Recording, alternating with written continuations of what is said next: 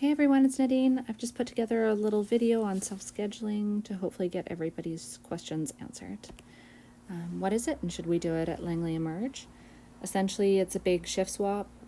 Anyone who wants to participate, their shifts will go into a pool and everyone participating in self-scheduling will pick from that pool of shifts. Not everyone in the department has to participate. If you want to keep your master rotation, that's fine. You won't have to participate in self-scheduling. It'll just be those who want to.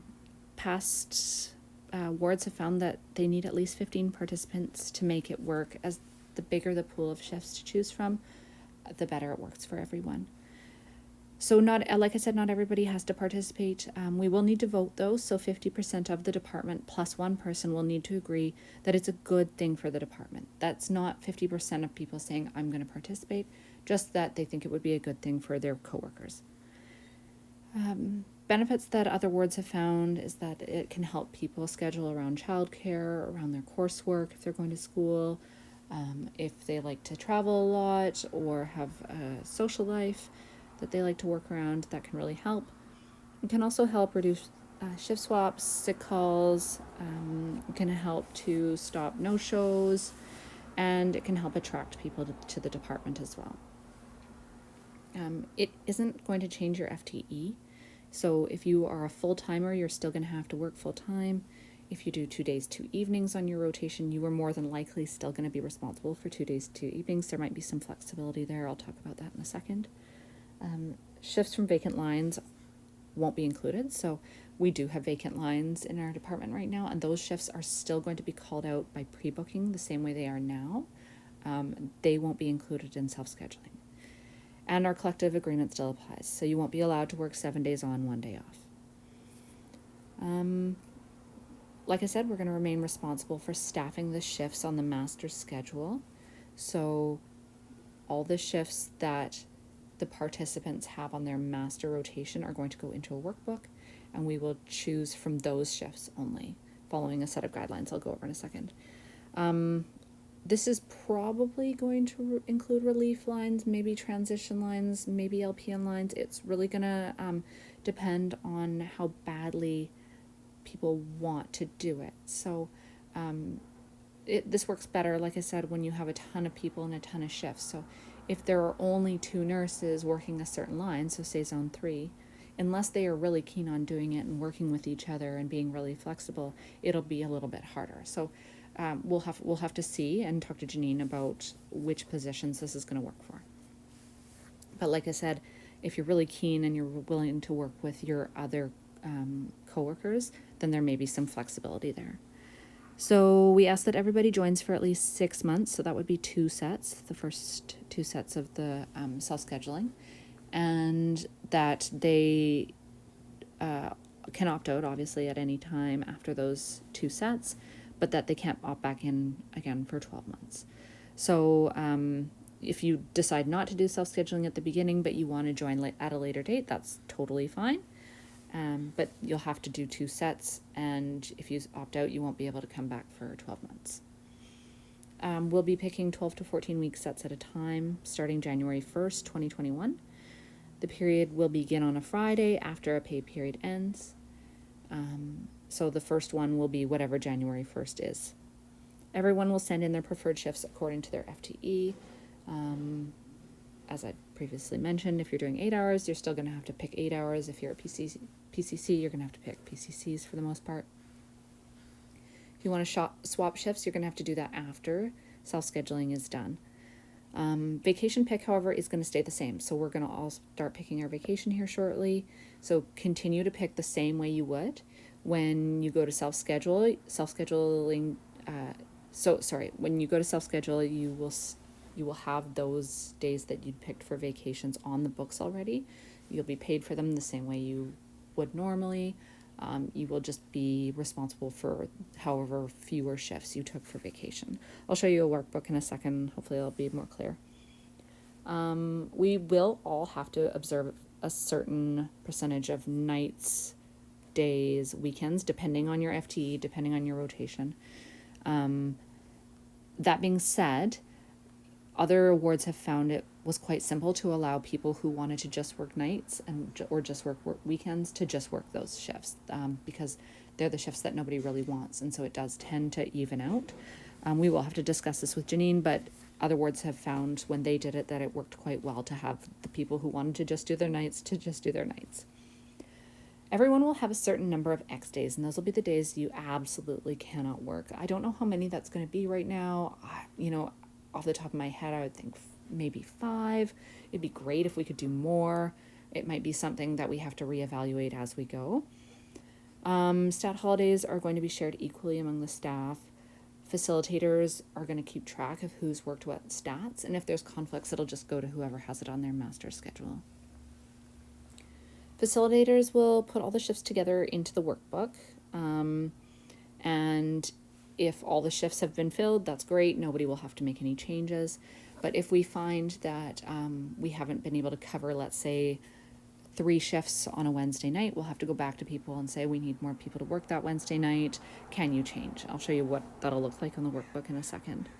And the way we will solve conflicts is each set or each block of self-scheduling, we will have a different person as the priority, and that's going to go alphabetical. Keep in mind that the groups are going to be relatively small. So like with the 8 hours, I think there's only 6 of us. So every set, the next person would get the priority when there's conflicts. Let's go and look at a workbook. Okay, so I've stolen this from maternity, and I've only put in 2 weeks because I was too lazy to do the full 14 weeks. I've changed names. These are just fictional people, I promise. So if you have a look at the first line, it's the full-time rotations. So the first 9 people on the list, that would be Kelsey through Tanya, have decided they want to do self-scheduling. So these are the shifts that they have put into the pool. Terry and Sophie have decided they don't want to do self-scheduling, so their shifts are just taken off the book entirely. Same for the part-timers. There's a few at the bottom who didn't want to do self-scheduling. And if you look at the baseline down here, so these are the days and the nights that all of our 12-hour workers were responsible for on that given day. Right, so when we go to pick our self-scheduling shifts, we're still going to be responsible for, say, 2 days and 4 nights on this given day. The same will be for the 8 hours and PCCs and any other positions that decide to be included. I've just done 8 hours and PCCs here as an example. So the 8 hours are still going to be responsible for their 1 to 1 here, for example, and the PCCs for their 1 and 1 there. When you send in your request, so your first request, you'd probably send in something that looked a little bit like what Kelsey sent in here. So the V up here, sorry, I'll just go back up top. And these are her vacation days that she's asked for and that she's been awarded. So she will be responsible for 4 shifts, 2 days, 2 nights, now down when she books her self-scheduling. So she is asked for 2 days and 2 nights and has 4 shifts that she's asked for. She's told us that she's on vacation over here on the notes. Vacation she's picked from the 9th to the 12th, then she's decided to use 2 of her X days on the 7th and 8th. Okay. If we look at Jamie, the next line down, Jamie has decided that she wants to do a day, a night, 2 off. And that's the kind of rotation that she'd like. So she's put that into the books, and we will try and accommodate that. But she's also said any. So as long as she gets her 2 shifts, 2 off, 2 shifts, 2 off, she sounds happy with that. Kimberly, again, is responsible for 6 shifts, and she says she prefers nights. And so she's put in mostly nights here. She put in a day. Maybe that worked for her. We're going to hopefully let her do all her nights. And then afterwards, Barb is going to, or the booking clerk is going to go through and put in SH days. We don't get to decide that. If you go down to Haley, Haley has decided that she needs to work weekends because of her husband's schedule and because of childcare. So she's kind of booked herself in around mostly weekends, and we're going to try and accommodate that the best we can. And again, she was responsible at the top for 7 shifts. She's put in her 7 shifts or 3 days, 3 nights. And Imi is going to school on Wednesdays, so she has X'd out Wednesdays and has plunked herself in otherwise. And she has got 3 days, 3 nights, and has been responsible for 6 shifts, just like she was up top. And this is how it would work again for the PCCs and the 8 hours. They would do something similar. And then once we get everybody on to the list, we would have to go down and look at the baseline. And our baseline would have to reflect, so our baseline down here, our baseline from up here. So once we'd gotten everyone in, we would need to have 2 days and 4 nights. On this day, no, I haven't updated it. Sorry, that should say 1 and 1. Anyway, if it's not, if we aren't able to make our baseline baseline from self-scheduling reflect our baseline from the master, we will have to go back to people and ask that people switch around. Okay, all right, go back to that. So the next steps are going to be to vote. Janine is going to facilitate that hopefully soon. Again, it's going to be 50% plus one person agree it is a good idea for the department. And hopefully we're going to get started on January 1st. That's the aim. If there's questions, ask me. I'm going to send out a Fraser Health document that has some more information on it. Talk to Janine. And I would love some volunteers for facilitators. I would love a PCC and somebody from the full-time or part-time 12-hour lines as well. It would be nice if there were 4 of us.